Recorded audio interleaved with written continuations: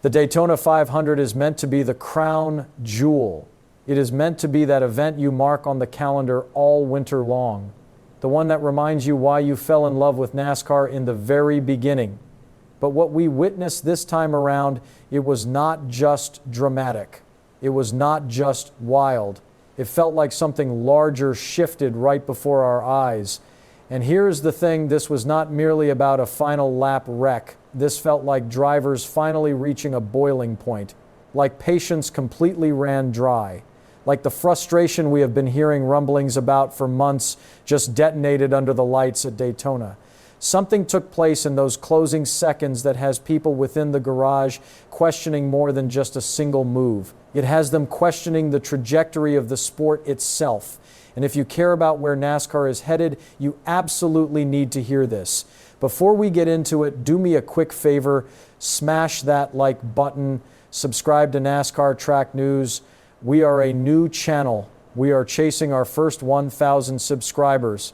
And if you are the type of fan who lives and breathes this sport every single week, this is your home base. Now, let us discuss what actually went down. The mayhem began on the final circuit, and I am telling you, this was not just another big one. This was a moment that exposed everything drivers have been quietly upset about.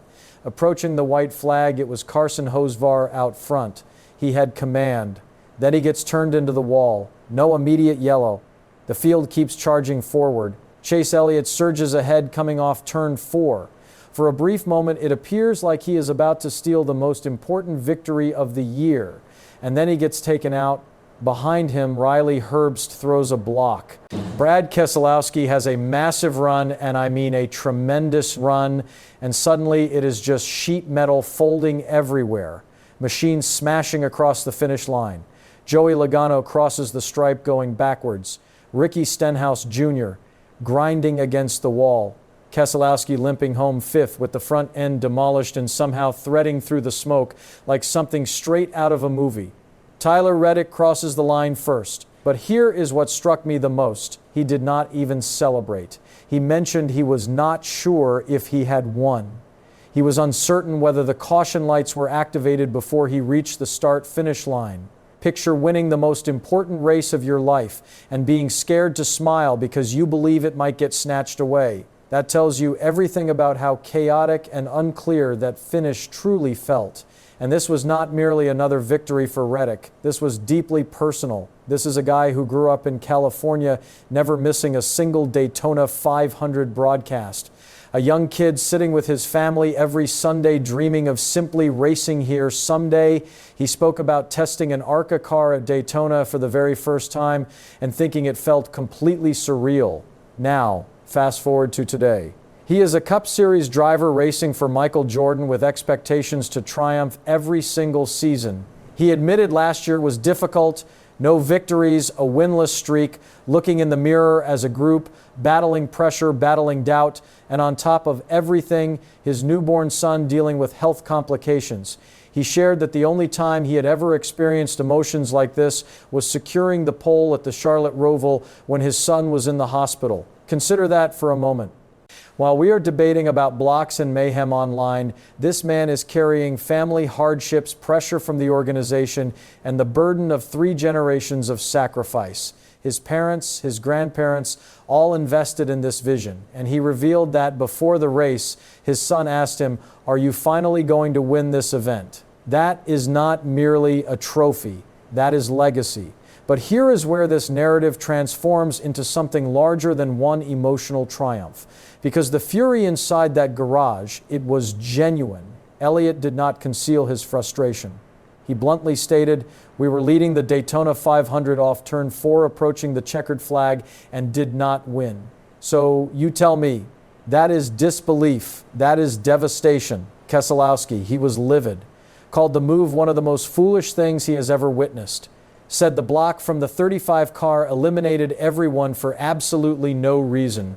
He was convinced he had the momentum to potentially win or at least contend, and it was ripped away by what he viewed as a desperate, pointless move. Herbst defended himself, saying he picked his lane, got shoved, and was simply attempting to win the race. And Reddick even mentioned he does not capture that race without Herbst, that Herbst did everything correctly for himself in that situation. So who is correct? That is where this evolves into a sport-wide conversation, because throughout the entire race, drivers were not racing at full speed. They were managing fuel, lifting off the throttle, riding at half power, sitting in tight, glued-together formations. And that is where the next-gen car enters the discussion. The current configuration has made superspeedway racing nearly too identical.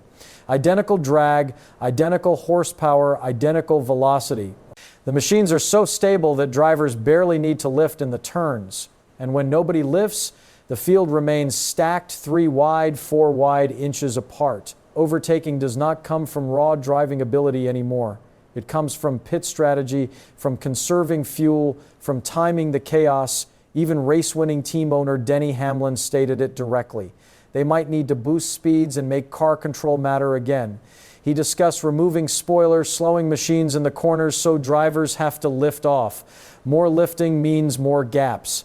More gaps means more talent, more danger, less pack dependency. He even suggested the concept of bringing the Clash back to Daytona and letting drivers experiment with a configuration that eliminates fuel conservation entirely. Just hold on and drive. That is a massive declaration, because right now the sentiment inside the garage is that drivers are stuck. They cannot separate themselves. They cannot generate runs without assistance.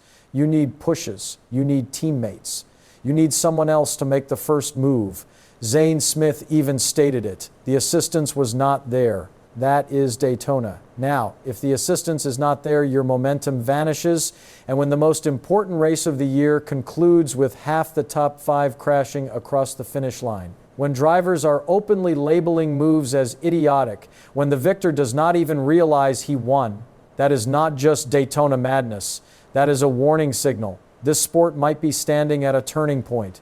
Do you accept this as the new reality? Chaotic pack racing, fuel-conserving chess matches that blow up on the final circuit?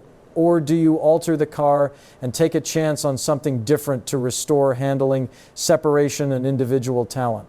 Because if this is what the Daytona 500 evolves into every single year, the debate is only going to intensify. And as a fan who tunes in every single week, I am conflicted. The drama was incredible. My heart was racing, but I also understand why drivers feel like something is not right. The greatest event of the year should not leave this many people furious. So now I want to hear your perspective. Was that simply classic Daytona madness, or is the next-gen configuration gradually turning the biggest race in NASCAR into a ticking time bomb? Share your thoughts in the comments. Let us discuss it. And if you appreciated this kind of honest fan-to-fan breakdown, hit like, subscribe to NASCAR Track News. We are a new channel working toward reaching our first 1,000 subscribers. And if you enjoy genuine NASCAR conversations without the corporate filter, you are in the right spot. Because if this race was any indication of what is approaching this season, strap in. The storm might just be getting underway. It stings.